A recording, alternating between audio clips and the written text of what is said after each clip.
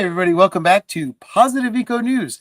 Very excited about today's story because this could be a revolution in the captivity industry. And it could be good for not only the animals, but potentially the captivity people. I don't know what to call them. I was about to call them captors, but they're not really captors, and they're not captivers. But anyway, anyone involved in the zoological industry.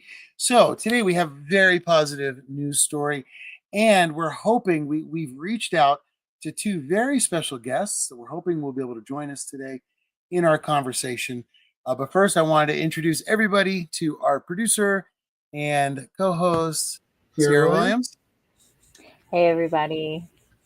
Thanks for joining. And Sarah, really quick before we start off today, I wanted to know, what is your number one complaint about zoos? Oh gosh, that they have animals in captivity. That's my number one complaint. Yeah, I mean, I honestly just think that zoos have the great opportunity to help their local wildlife and just become places that really support their areas biodiversity. So I hope to see in the future that zoos really transform and take this opportunity to do that. They could have a future, but as far as I see it right now, there's no future in captivity. Absolutely. And you bring a great point. This is no longer, as Sierra and I always talk about this, zoos were created before travel. There were no airplanes when zoos started. So the idea of this exotic animal somewhere made sense to people back in the day. But what if we could remove all captivity that leads to zoochosis and stress on animals and replace it with a hologram? A hologram that could blow kids' minds and educate them, blow adults' minds and educate them. Do we need to see an animal in front of us in an unnatural environment, trying to learn something about this particular natural animal? So today we're very excited. We're going to have our friend come join us here in a minute, Nicole, who has worked with wildlife and let's see, you may remember her from our adventures with Harambe. So that's where we met Nicole, and we've been working with her on zoo projects, zoo-related projects, captivity-related projects, and other projects, all animal projects coming up. So now what I wanted to do is bring up Zoocade. This is what started it all off. This was a post from Nicole that I noticed it today, and Sierra and I were just talking about it and thought, what an amazing revolution. And very excited to say as well, we're going to bring on our friend Conrad, who many of you may know, who does a lot of animal rescue in the Detroit area. And we weren't able to meet Conrad at the screening, but our friend Nicole was, and Sierra, and Jeff. Sierra and I were overseas at the time. So let's talk about this idea. I want to know what you think about a zoo built out of holograms and interactive experiences versus animals. So first of all, let us bring in Nicole. Hey, Nicole. Hi, it's good to see you. Hey, how are you? I'm good. How are you? Oh, good. Thank you so much for joining. It's always great to see you. You too. It's been a while. So I'm going to also try to bring on Conrad. Conrad, we're getting a gray. Are you able to hear us? Okay, well, we're going to work on trying to get Conrad back in here. Conrad, it may be the system that you're using. We would recommend maybe try a different system. Come on back and please join us. We would really love to have you involved in our topic today. So, Nicole, tell us, what do you think about this? What is going on with this?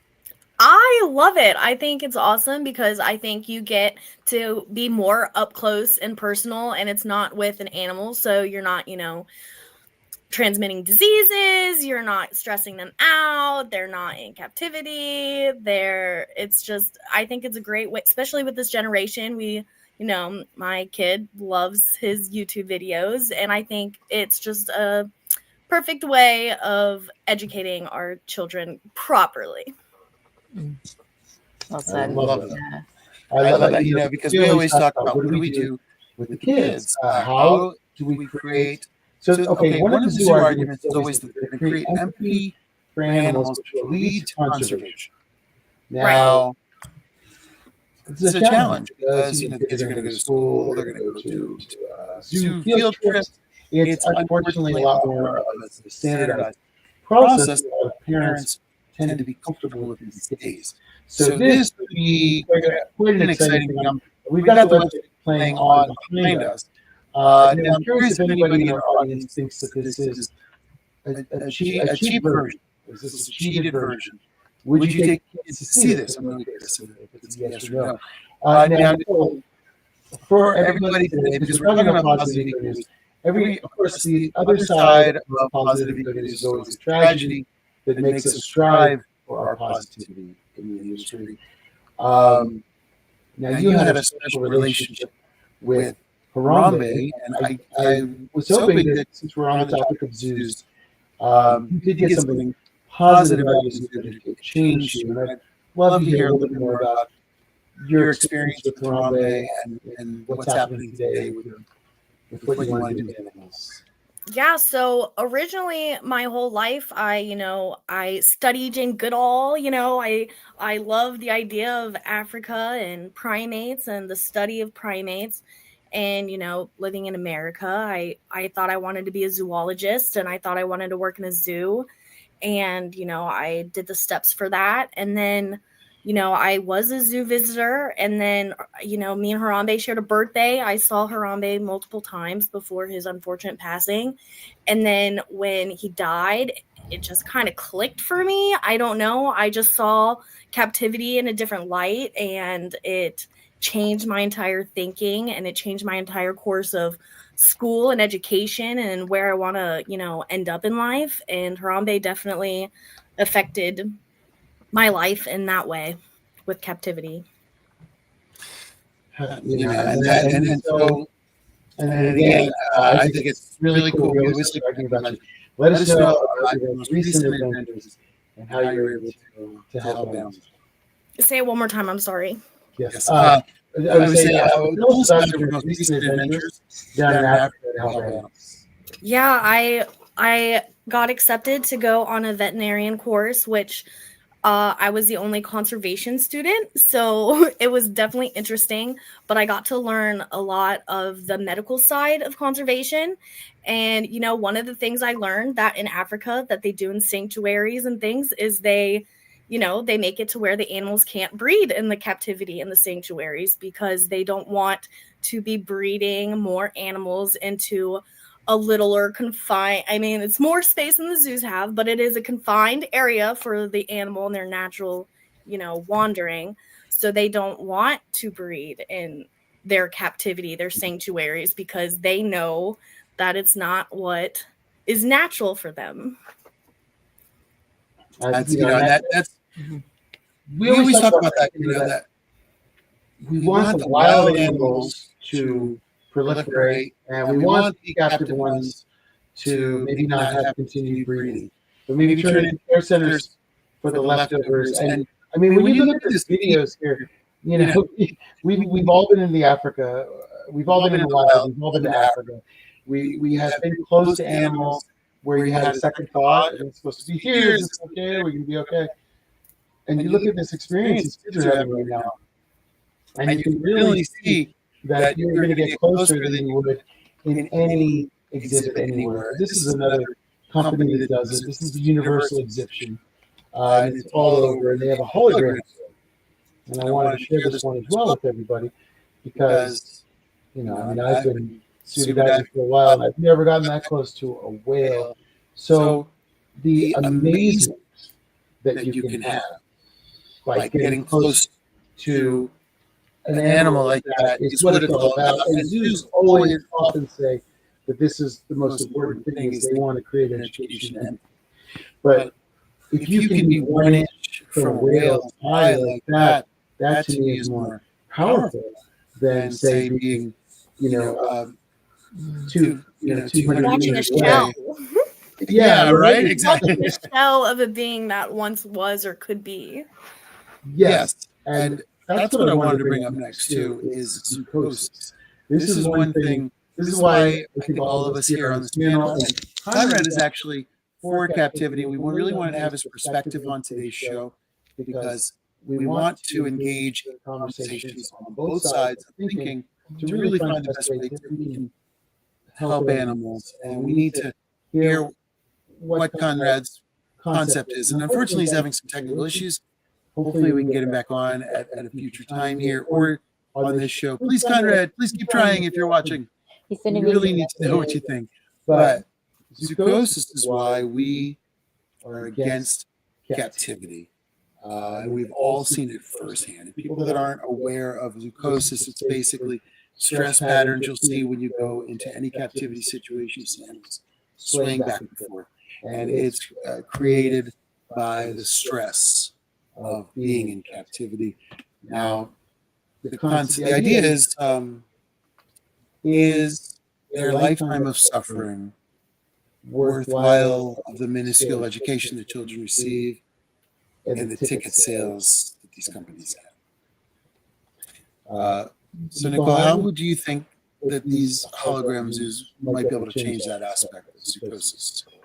I think for one, you're not actually seeing the animal, so the animal won't be stressed out and it wouldn't be there to form the zoochosis. And you would have the chance to interact with the animal with it being, obviously it's fake, but it's wired by people who know how the animal would react and actually be in the wild. So you're getting more of an experience of a wild animal than you are in a zoo because you're not looking at a wild animal, you're looking at a shell of an animal, of what it could be, of what it looks like.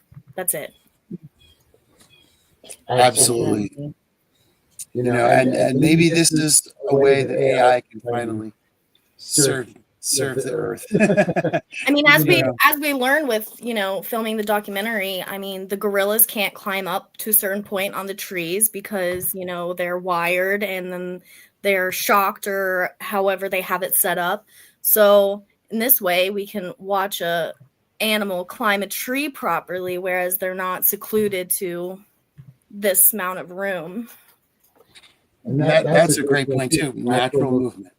Natural movement. It's true. And for people that are unaware, whenever there is a zoo exhibit, what they do is they create what's called hot wire, and those are live electric wires worked into the greenery inside of an exhibit. So the greenery exists for the viewer, but not for the way that an animal would naturally go through it. So nothing but good news on this hologram revolution. This is a very exciting move to the future. More positive eco news. There may be a new path to getting rid of all of this captivity and all the issues that come along with it for animals, Earth, and for us as well, because we're contributing to these horrible existences of these animals, and we want to support them. We want to support all these efforts in the wild, and we want to support. Everybody wants to see these animals thriving. So very positive news today. It's so exciting to see what the future looks like. And, we're just getting started. I feel like looking at these advertisements, it's a great step in the right direction. One thing I hope we do keep in mind is that these interactive experiences, that we do it responsibly as well. So, we're still teaching children how to interact with animals, and, it's more than just entertainment. It needs to be something that's, something that they can walk away with and actually take with them along their journeys. And so, yeah. Excited, hopeful. I love that, and it's true. I mean, that is an impact, a huge impact.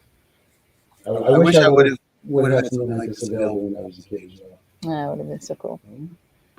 That's cool. Nicole, we'd love to hear any last thoughts you have on this super cool. Looks like I gotta plan a road trip to Texas.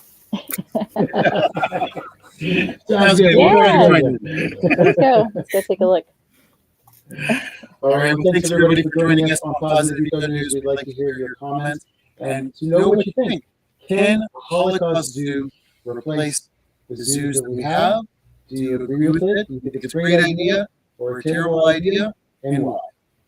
All right, well, thanks for tuning in. Every day we're going to have positive news, and we're going to talk about cool advancements that hopefully can change the world for the better for all of us inhabitants, including animals. All right, thanks for joining us today, everybody. See you soon.